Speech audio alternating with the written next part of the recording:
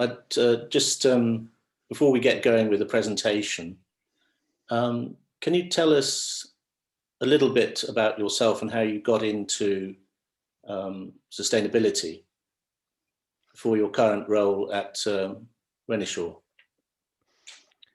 So I grew up on a self-sufficient small holding on Anglesey. My parents did the good life in the 80s. I obviously, as any normal child would, thought they were completely insane, and decided I would do something far more sensible. I went to university and studied extreme sports, which evidently wasn't the career for me because I don't like being outside in the rain and nor taking large groups of children out. So I applied for lots of jobs out of university, and I started as an environmental officer for a company in Manchester, which owned the brands Scholl and Durex. Never understood why those two brands went together, but there we go. And then I moved on to Reckitt Benckiser, which makes lots of consumer goods. And then I moved to France after being made redundant and bought a small holding and lived a self-sufficient life, just like my parents did, for a while, and then came back to the UK and have worked at Renishaw for the past 8 years. That's kind of how I ended up here. You can tell I'm not native of Gloucestershire. I spent some time up north as well, in Yorkshire and Lancashire, but it's nice down here. I think we'll stay. That's great. So I think maybe, I mean, we do have some other questions already, I think, for you, but I think it might be a good idea to start the presentation. So do you want to share your screen? Yes.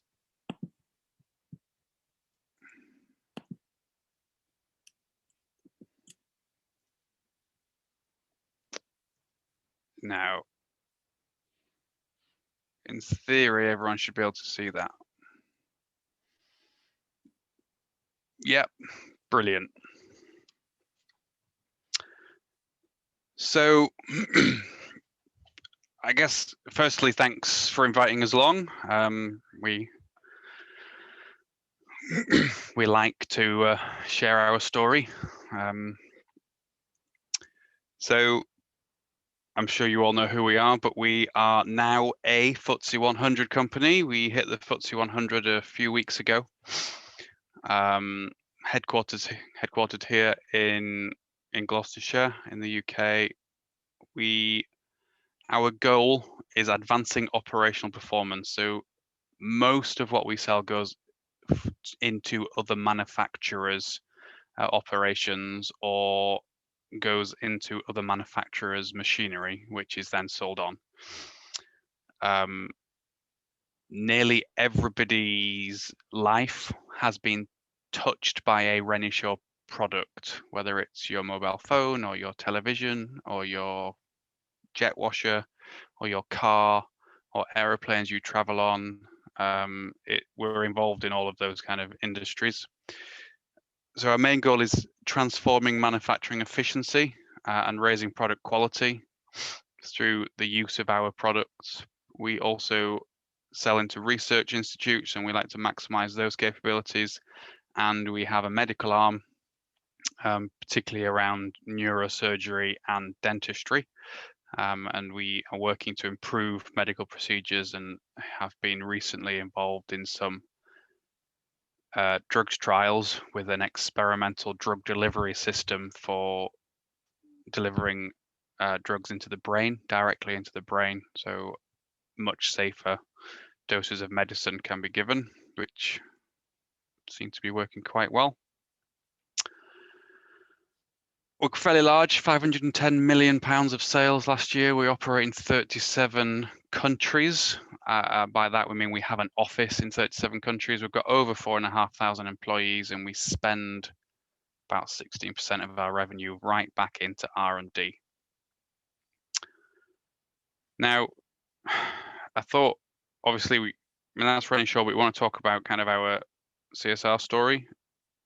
We'll start by looking at greenhouse gas emissions, and one thing is important to understand is what someone means when they talk about carbon footprint. And so officially, a carbon footprint should cover all those gases across the top. It's reported in carbon dioxide equivalent, is the unit we use, and it's reported in 3 different scopes, which we helpfully call 1, 2, and 3. Most companies talk about their carbon footprint, and they are talking about scope 1 and 2. And scope 1 is emissions that come from their facilities or their vehicles. So burning natural gas, mains gas in their boilers, or generator diesel, or diesel and petrol in their vehicles. It's fairly easy to measure. Most people can measure it, and that's what most people measure. Scope 2 is, in this country, nearly always only electricity. The only other thing you would ever measure in scope 2 is kind of district heating. But it's not really a big thing here. So most people can measure that really easily, and so can we. And we measure that very easily. Scope 3 is much harder. And this is because you, as an organization, don't own the sources of emissions in scope 3. So we, like many people, have measured some bits of scope 3. So we know fairly well what our carbon footprint of transportation and distribution is. We know what the footprint of waste is. We know what our business travel footprint is. This year, we will know what our employee commuting is, and what the emissions from working from home are, because that's obviously not emission free either. The other ones are more difficult, and we are working to understand how to measure them, is what we say. Tonight, like a lot of people, because it makes most sense, we're going to focus. I'm going to talk about scope 1 and scope 2 more than anything else when we're talking about carbon footprint, and this is because they are emissions that happen in Gloucestershire. These are the emissions that we create here in our local environment.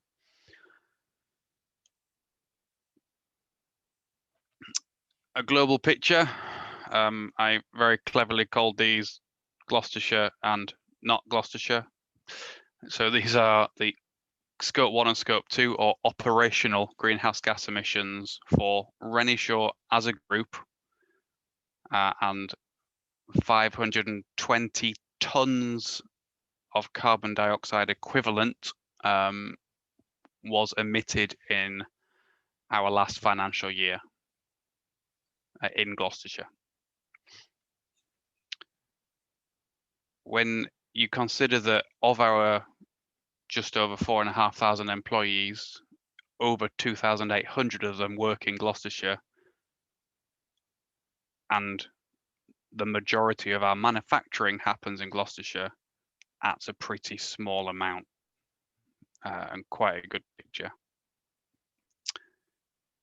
This is currently my favorite number, and that is the reduction of our carbon footprint from our sites in Gloucestershire over the past 5 years. It's not always been easy, but we've got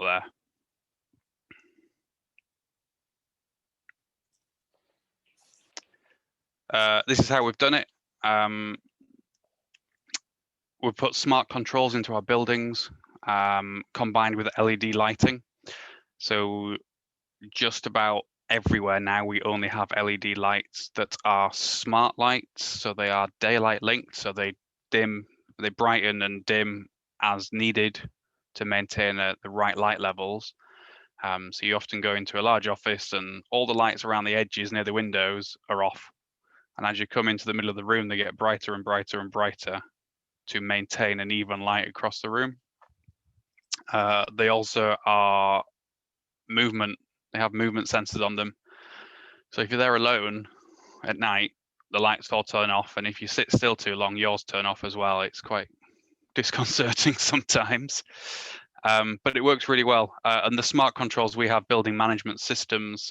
They also include controlling our air conditioning and ventilation, and things like recycling hot air out of server rooms. We use that to heat colder parts of the site.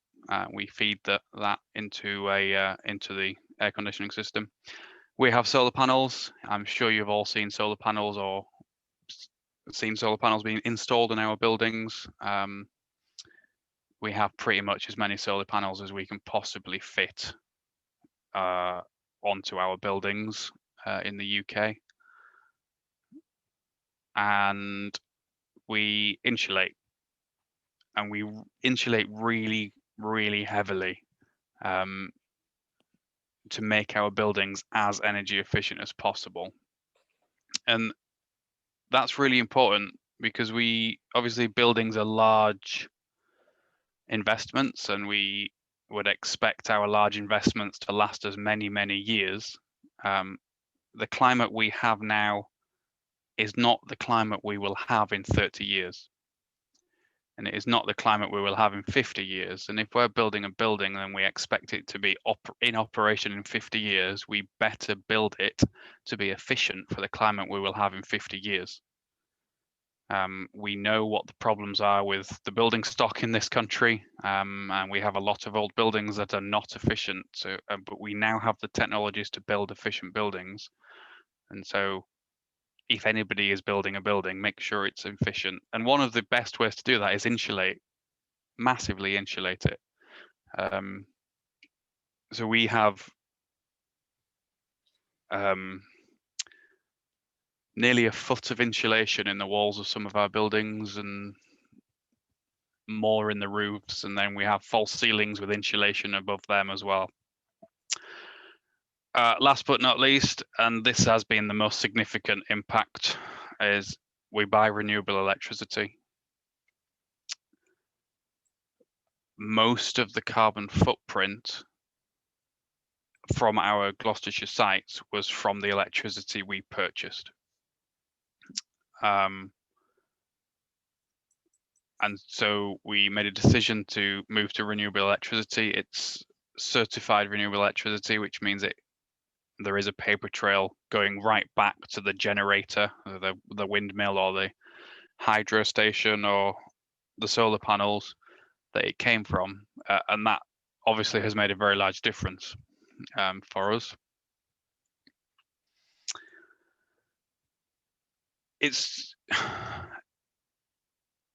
We're lucky we have a lot of money that we can invest in things, and we've spent a lot of money on solar panels. We've spent a lot of money on some of these technologies. Not everyone can do that. We understand that. But there are small things that everybody can do, and insulation is something that's, especially loft insulation, is fairly cheap. Everyone can do it. Our building controls in this country would expect you to have between 6 and 12 inches in your loft at the top end. In my loft at home, I've got 3 feet. Because I can. It's wasted space. So I've filled it with insulation, and it makes a huge difference. That's how we've got. So this is how we as Renishaw have got to where we've got with our carbon emissions. Next, because we've still got a journey, we're still, as you saw, emitting 6,500 tons of carbon every year. And that's just from our scope 1 and scope 2. For an average company, scope 3 is around 80% of their emissions. And that's the hard bit to measure, it's the hard bit to control, it's the hard bit to reduce. So next steps, firstly, is more measuring. We will be doing a lot more measuring. We will be measuring lots more things in scope 3 and talking to suppliers and customers and service providers, and how we can measure things accurately, and then how we can help them reduce it. Employee commuting, we hope to have measured that properly this year, and working from home has obviously happened to all of us, whether we liked it or not, over the past 18 months. We need to understand what the carbon impact is of that. And that's because whilst most of our employees are working from home, we still have people on site who can't do their jobs at home. Best will in the world, you can't manufacture things in your own home.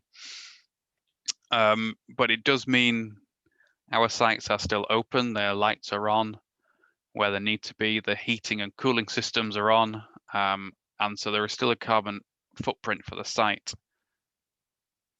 And then you add in the thousands of people who are now working individually in their own homes and heating and lighting their home all day, which is a increased carbon impact from their homes, which is our responsibility as an employer, because we are asking them to do that on our behalf. So that's now part of our Scope 3 carbon footprint. Measuring it isn't going to be, we're not going to measure everyone's energy consumption at home. It is a modeling exercise that people far cleverer than I have worked out how to do, and we are going through that exercise ourselves.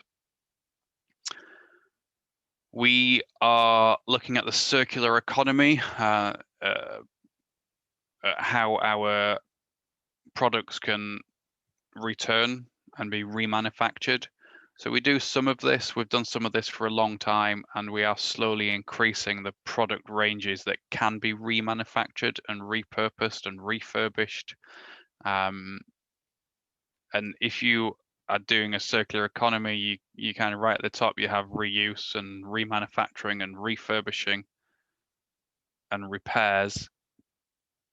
And then at the bottom is recycling.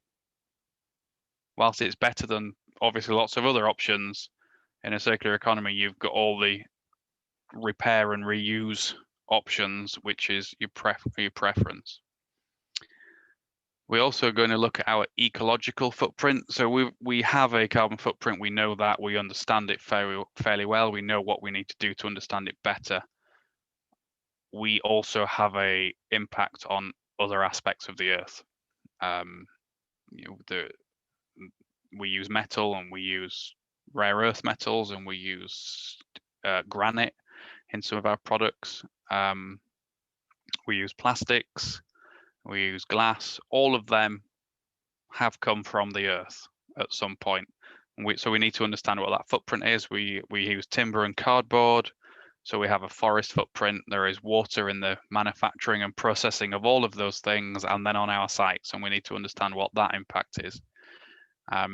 We also have an impact as we build buildings and use buildings and put in car parking or put in solar panels, ground mount solar panels, or even roof mount solar panels, or if we look to the future and look at wind turbines or hydro, all of that will have an impact on the local ecology. And so we need to understand what that is and have a way of mitigating it. And hands up, I don't understand it yet, and I don't know how to mitigate it yet. But that is on our radar, and we're making some small steps. So if you go to the new mill site, our headquarters site between Charfield and Wootton, you will see down the side of the road, one of the road entrances, a wildflower meadow, which we have established because it was just cut grass, and whilst it looked pretty, it was a bit English gentry. Look at my land, and we thought, actually, let's make it really nice. So we've put in wildflower meadows across there, which lowers your ecological impact because it's a natural habitat. Obviously, it's supporting pollinators. And there's lots of things like that we can do, and we will continue to look at. Logistics is another thing we need to look at. Everybody wants everything now. the Amazon curse of having everything delivered same day.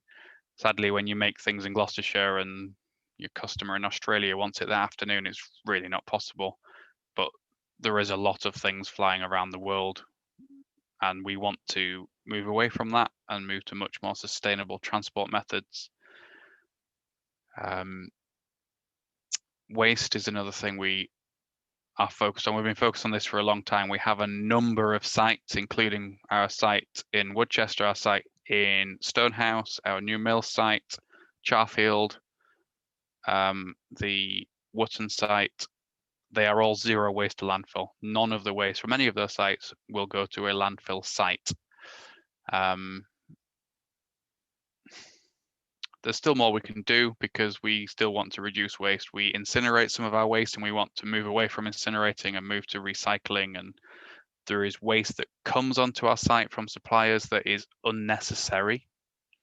We had a supplier who was delivering multiple boxes of parts per day to multiple different sites across the UK. And in every single box, there was an inch-thick paper catalogue,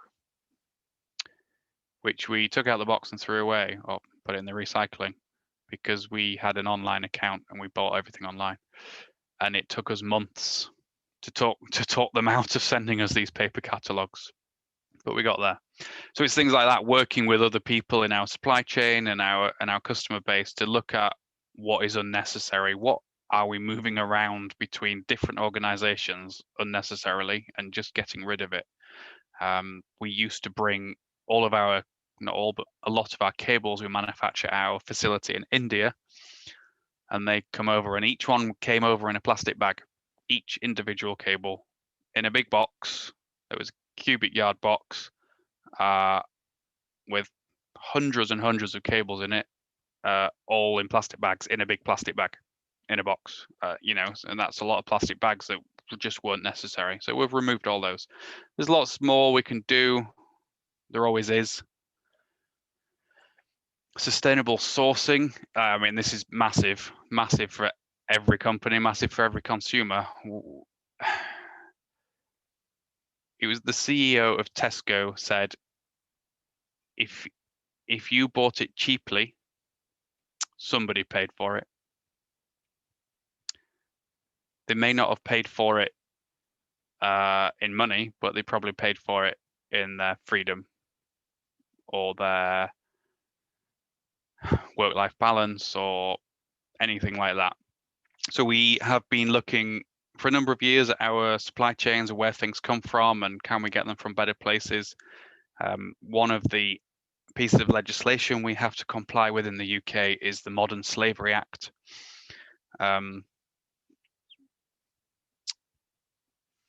I'll ask you guys a question. If anyone knows the answer to this, you can unmute yourself and give us an answer.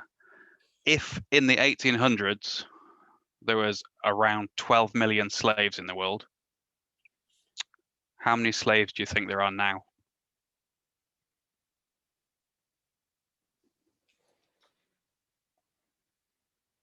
And Peter's got an answer on the tip of his tongue.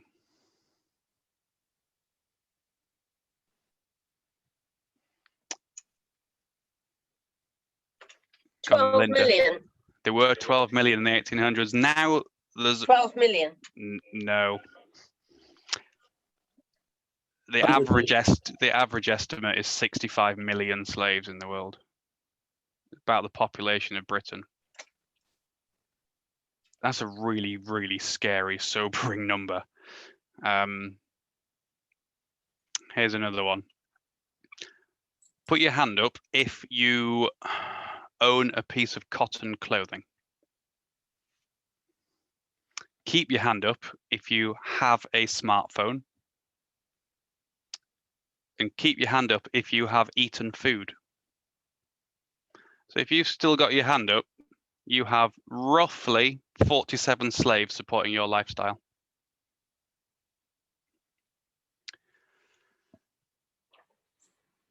So as a company, the British government decided it is companies' responsibility to solve the worldwide problem of slavery. And so we are trying. And it will take time. As consumers, choosing where you buy from makes a big difference. We live in a English slavery hotspot. Gloucester, Cheltenham, Bristol triangle is a slavery hotspot. And so as consumers, we can make a difference. We have slaves in our towns, in our villages. The average English person will meet between 3 and 7 slaves a year and never know. And that's one very small topic in sustainable sourcing. It doesn't cover child labor, slavery, that's a different issue. It doesn't cover the environmental impacts. It doesn't cover normal welfare, like fair pay and equality. It doesn't cover any of those things. It doesn't cover the governance of and ethical actions of suppliers. Slavery is one topic, and that's kind of how vast it is and how big it is. So yes, we will deal with sustainable sourcing. We're dealing with sustainable sourcing. It takes a lot of effort, a lot of time. Consumers are the most powerful force in sustainable sourcing, because if we have the means to be ethical shoppers, we will increase the ethical supply chain quicker than anything else can. The other thing we are looking to do is more renewables. We've got solar panels in the UK pretty much everywhere we possibly can. We have solar panels on our Indian site because, you know what, it's really sunny and it produces a lot of electricity. We have solar panels going up on other sites around the world. We would like to put wind turbines up on some of our sites. We would love to do that where it's possible. We are also looking at, as you know, our Woodchester site has a river running through it. Our Stonehouse site has a river running through it. Our New Mill site has a river running through it, and our site in Cardiff has a river running through it. We only buy sites with rivers on them. So we are looking at small-scale hydro as well, because why not? They cost us enough in flood mitigation. We may as well get something back from them. So that's what we're looking at as well. And then, if I can click the right button, there you go. Working with our customers. These are some of the industries our customers working with them. We are making much broader impacts across the world than we could ever make in our own operations.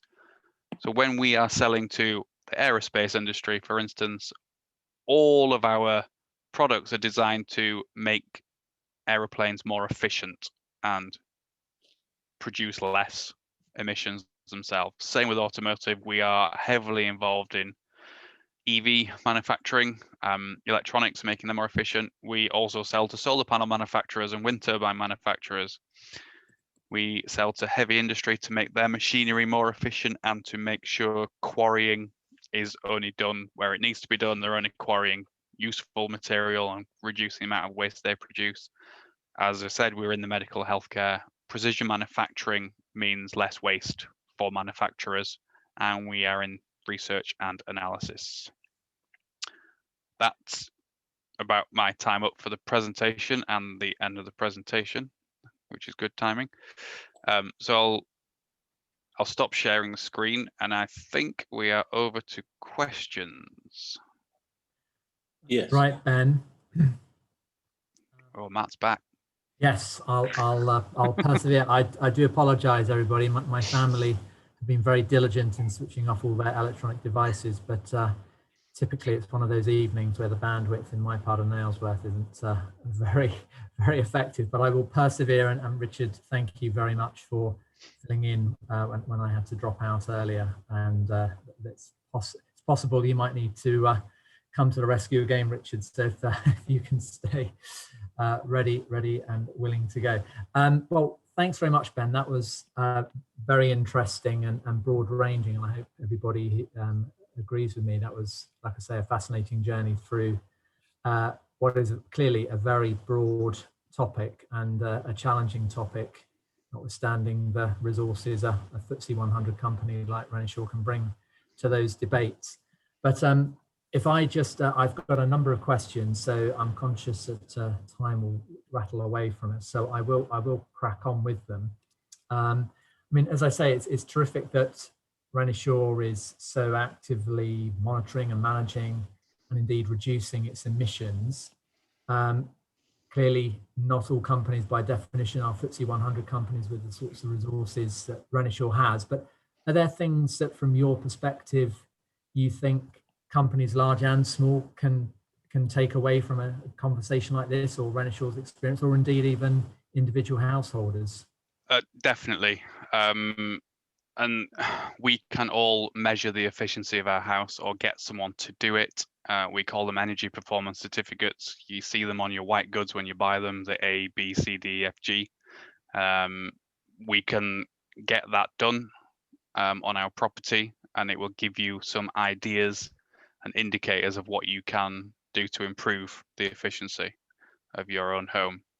As I kind of labored the point on insulation, I won't go there again, but if you haven't got a lot of insulation in your loft, put more in. Looking at some of the pictures, it looks like most of us, like I do, live in traditional stone Cotswold homes. You can't really insulate the walls very well. So your loft is your best bet. If your boiler is coming to the end of its life, look at air source heat pumps, ground source heat pumps. They are more efficient. Move to renewable electricity. Octopus has a great deal. Octopus Energy. If you're into managing your energy consumption, they will tell you the price of electricity for the next few hours. And sometimes it goes into a negative price and they will pay you to use electricity. But it means what you are doing is you are using electricity when there is too much electricity in the grid, and you're helping to balance the grid and preventing the need to turn on gas-powered, what are they called, generating stations, which we use because you can turn them on and off in minutes. So if we help balance the grid in that way, that can make a big impact. There is, in Gloucestershire, for SMEs particularly, there is a Gloucestershire climate commitment that's just come out the other week, which is with GLEP and some local sustainability consultants have created a kind of a playbook of how to measure and reduce your carbon emissions. It's based at SMEs, exactly the same tools and thoughts can be used on your own home. So that's really, really good. Great.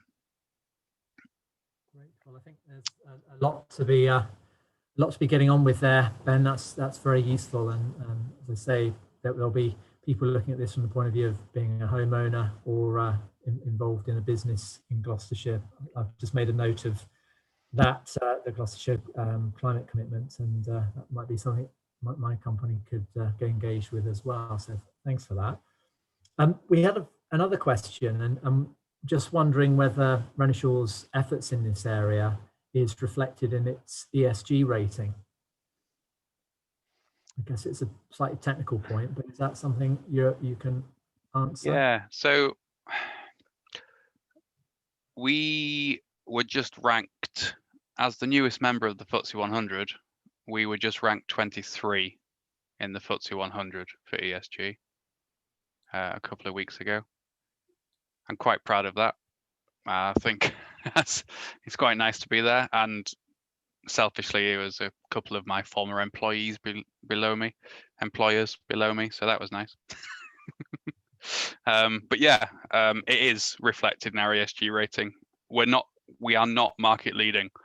We are not the world's best. We have a long way to go, but what we do we do well, and we think carefully about how to use the resources we do have to have the largest impact. So, yeah. Just had a sort of follow-up question. Ben, perhaps, sorry, it was a slightly technical question. If you can just explain a little bit what the ESG rating, how that rating system works, and it might be interesting just if you happen to have the answer at the end of your fingers, as it were, maybe the top couple of companies in the ESG rating. I don't know if it's a surprise or not, but it might be interesting to know if you have that. I think it was a surprise to me because I don't know if I'd even heard of them. Oh, really? Of them, right, okay. Yeah. Yeah. So ESG stands. Sorry, I'm trying to multitask now and look it up. For environment, social, and governance, which essentially used to mean people, profit, and planet. But we brought up ESG, and ESG is mainly used in the financial investment industry to rank their investments for risk. And so it looks at all the environmental impacts, so essentially climate change and everything associated with the Earth, and all the impacts, whether positive or negative, that your organization may have on the planet. It does exactly the same for people, what impacts you have on people, and so it's looking at equality and child labor and slavery and equal rights, health and safety. Those are the kind of things it looks for in people or social under ESG. And then governance is looking about how you operate as a company, what your ethical policies are, what your board structure is, diversity at board level. Unpopularly, whether you pay your tax or not, and whether you pay a full tax or you, like some companies do, try to avoid paying tax. I'm not sure avoid is the right word, but there we go. So from the latest rankings, which is done by Tortoise, number one was Land Securities, and then we've got British Land, RELX, never heard of them, Lloyds Banking Group, Burberry, Severn Trent are up there, BT, Unilever, which is not a surprise. It's a surprise Unilever's not at the top. That was one of the biggest shocks. But yeah, we're up there. Well, I guess as the newest entrant, you've got time on your side to try and go up there. Yeah, I think so. I think we. What was interesting is they give you two ratings. One is walking the walk, and one is talking the talk, and we get a much better ranking for walking the walk than we do for talking the talk. And I think that's because we don't do this as a marketing ploy. We have charities committees, and we don't do that to gain kudos and be able to sell our products. We do it because it's the right thing to do.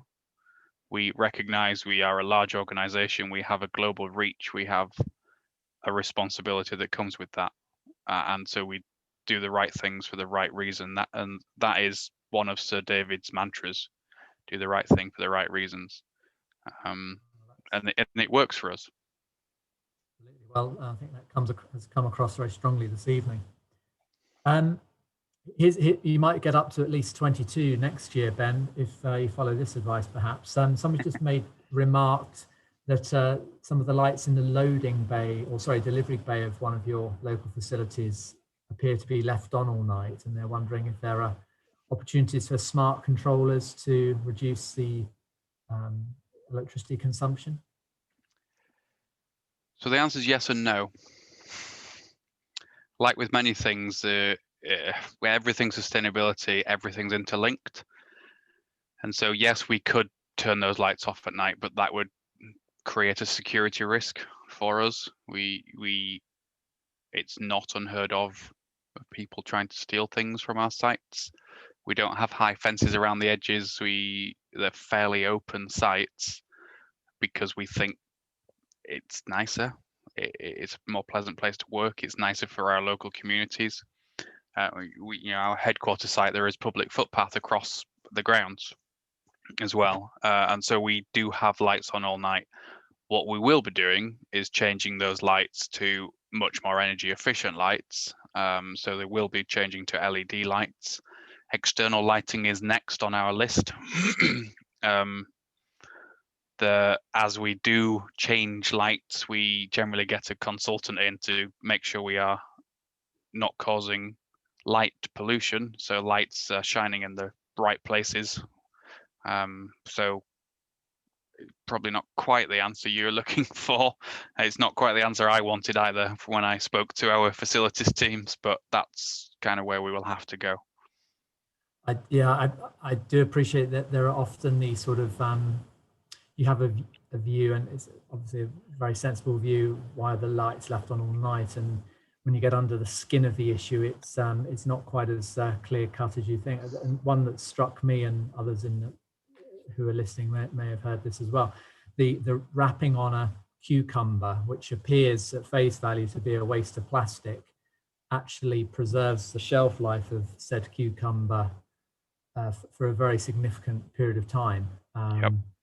And so whilst I'm sure we'd all agree we'd much rather there was less plastic waste, equally it's best if there aren't lots of wasted cucumbers as well. It's a lot of these issues are difficult balancing acts, and I guess a company like Renishaw is having to make hundreds and hundreds of these balanced decisions across the full environmental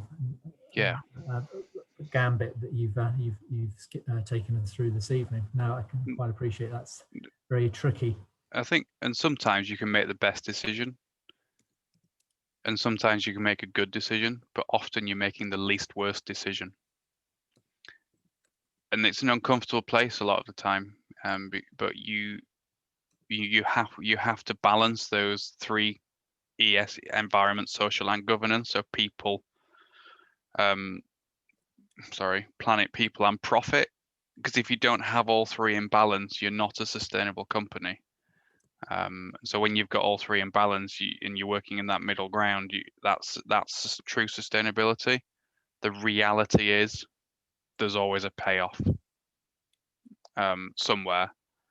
Take working from home. It's great for people's well-being.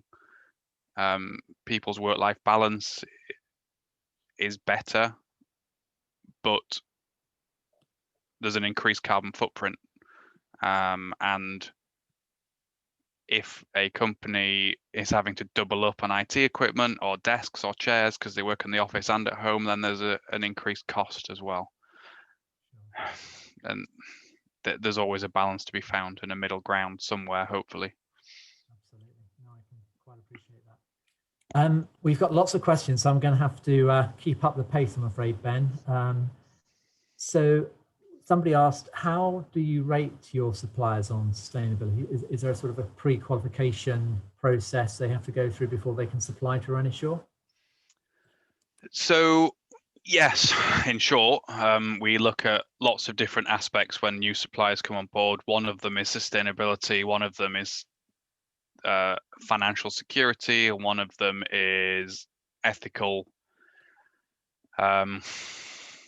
behavior. There's lots of considerations to be taken, lots of things to be taken into consideration to look at a sustainable supplier. What we don't do is, if we find a supplier isn't behaving as we would want to, we don't get rid of them. We work with them to improve their behavior, change their behavior, because that's the right thing to do. We have that influence and we should use it for good. As a last case scenario, if a supplier can't perform at the ethical and sustainable level we would expect, we would find an alternative. But that is last case. You don't want to be there. You want to be working with suppliers to make them better, just as we make ourselves better. It's a journey we would hope we can all travel on together. Sure. Okay.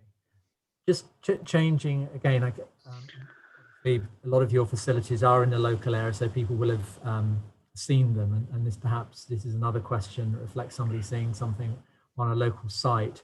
There's a comment about the fact that the solar modules are put on relatively flat roofs, not all roofs with quite a gentle incline.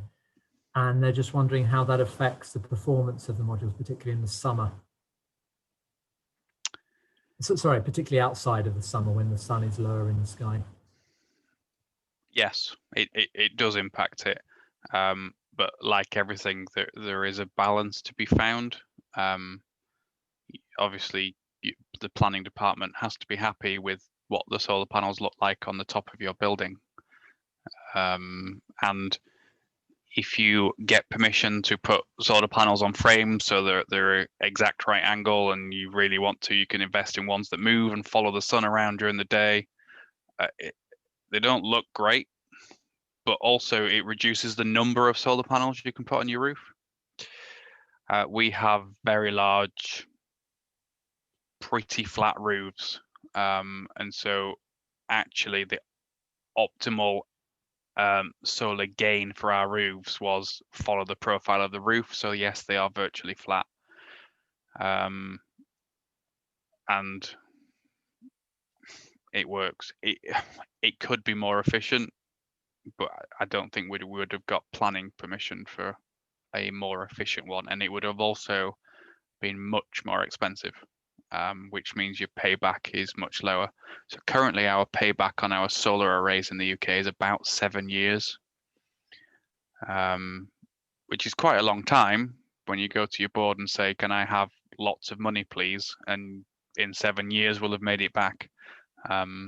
It's not always the easiest conversation. Thankfully, the Renishaw board is very supportive of it, of sustainability, and we're very willing to go down this road. It's good to hear. Long may that continue. Another question coming. Is it your view, or Renishaw's view, but perhaps more at your level, that companies in the UK recognise the need for action on these important topics, or do you still feel that, I mean, clearly you've made it very clear this evening, Renishaw is at the vanguard of taking on these difficult and thorny issues, but is this something that you think the corporate world has really grasped, or is there a lot more to be done? There is a lot more to be done. There really is. Some companies have absolutely got it. They completely understand it, and it is part of their DNA. Other companies are very good at talking about it. And there are some companies who just, it's not even on their radar. Now the government has set they had set the 2050 net zero legislation, and they've just changed it the other week to 2035. And that will be enshrined in law as a country. And as we entered the FTSE 100, we got a nice letter from number 10 Downing Street saying, we want to talk to you about your net zero plans. So the government are taking it seriously, and they are putting pressure on businesses, thankfully. But companies are beholden to their shareholders and their customers. And so that's who has to put the pressure on more than anybody else.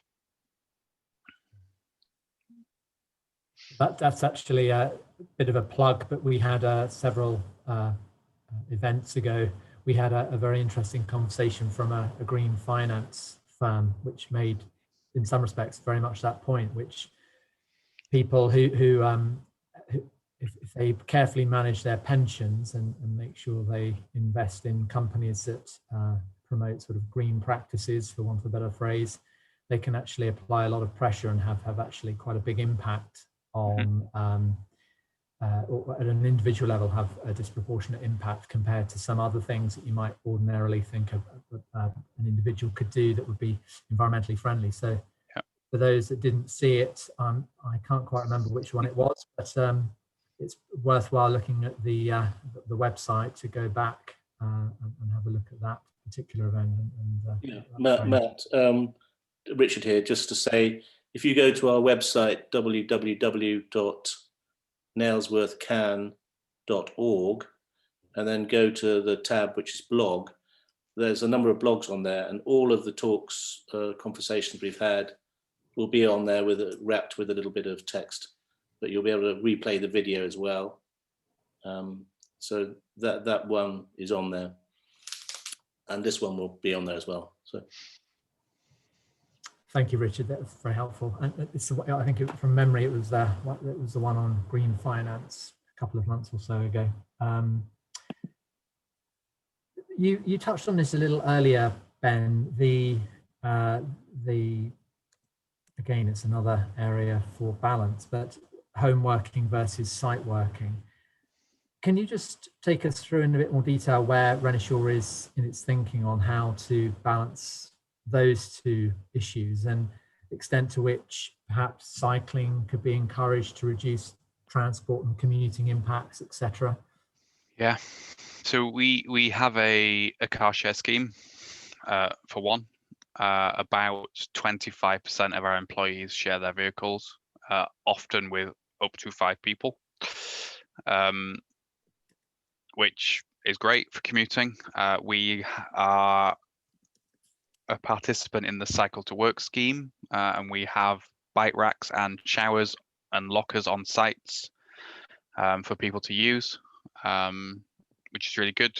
It's encouraging. We are involved because our headquarter site particularly is on quite busy roads and they're not great cycling routes. We are involved in the Greenway project, which will link Charfield and Wootton and Kingswood with a off-road walking and cycling route, and it link the schools as well, so that that will benefit us in that way and the local communities.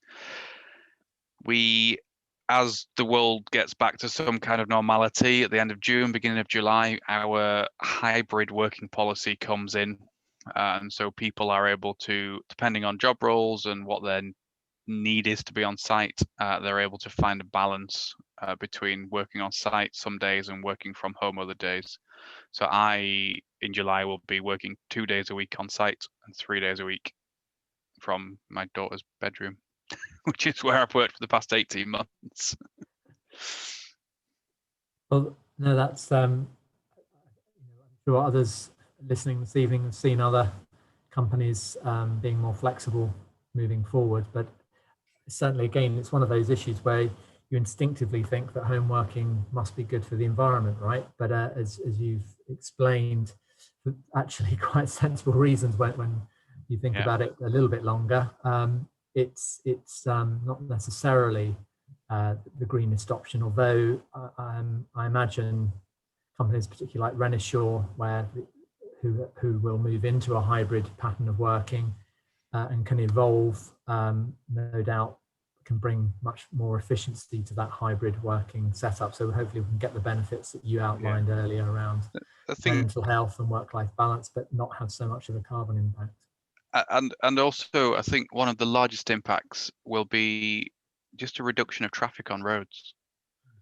Our sites are in fairly rural areas in Gloucestershire, and we completely recognise that we are or have been making about 2,800 people drive along those roads twice every day, and that's massive. We have all been driving in rush hour, and I'm sure loved every minute of it. Being able to reduce that is a great thing we can do for our communities. It's great for school children going to school. It's much safer for them because we've taken all those cars off the roads. They won't all be gone all the time because everybody will be in the office at some point, but it's a reduction and it helps. Cycling and promoting that is also great, and as you would love to promote buses, but it's, as we all know, it's not the world's best bus service around here. But is that something Renishaw could invest in? Perhaps, you never know. Could be another area you could invest in. Well, we tried it actually. we tried a company bus, and the employees didn't really join in. So we trialed it and it didn't work. And there is a lot of these things, you've got to try it to see, and if it works, carry on. If not, think of another idea. So we thought of other ideas, which is next. Well, Ben, I'm very sorry. The hour's whistled past, as it always does, but we're going to have to bring things to an end. I'd just like to thank you again for a terrific talk, very wide-ranging, and I think probably my takeaway is just how difficult this is, and striking the balance and the right level of compromise between sort of competing interests is very, very difficult, and particularly when you really get under the skin of some of these issues. But like I say, thank you very much for telling us about a very important local employer. I'm sure everybody found that very interesting. As Richard said earlier, he made reference to our website, which is www.NailsworthCAN.org. Be delighted if people are able to download the other talks that we've had, or indeed join in with our group. But I think, conscious of time, I will just bring this to an end. We'll soon be posting details of our next In Conversation With event, which will be in roughly a month's time.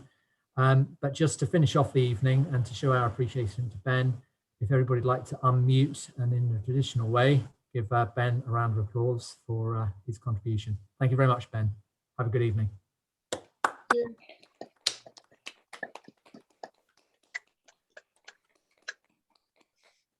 Thanks for having me. Thank you. Great stuff.